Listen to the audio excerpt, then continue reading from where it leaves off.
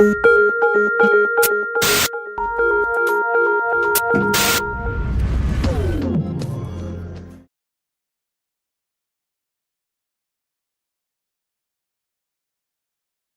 quite incredible to me that whilst, I do not discount by any stretch traditional media, newspapers, magazine, TV, radio, it's still a really integral part of communicating for any brand, but at the same time I think the channel of social media has opened the doors for brands who don't have huge budgets, who can't take that magazine ad, who can't take that newspaper ad, or can't do ongoing TVCs or radio ads. And it's allowed these, let's say, not just huge brands, but also the smaller brands, access to huge global networks. And our job as an agency, Ministry of Talent, is to actually source the talent that fits with the brand. And one thing I've, since I started 12 months ago with Ministry of Talent was that I needed to make sure that I was actually matching talent with the right brand so that the brand actually, gets a result.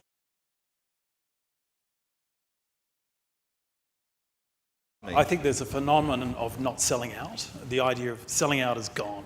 Okay, so the millennials don't believe in that phenomenon, whereas my generation, if you sold out, it's over. But now everyone wants to sell out. It's actually a badge of honour. So they're not celebrities, they've got these huge followings, but they feel a little bit more similar to them than they would, let's say, an Eva Longoria.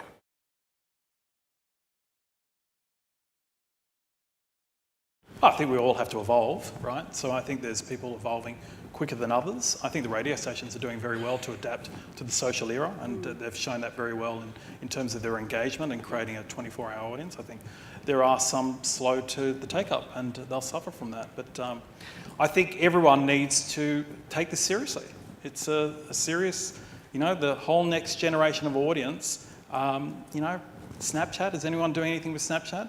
Well, if you're under 15 or 16 and your audience is there, you need to get your head around that. A lot of brands these days are being smart about it, and they are using micro marketing. So they're using data to be able to, Weight Watchers, for example, is able to target the 26-year-old girl in Hornsby with blonde hair and who's 13 kgs overweight.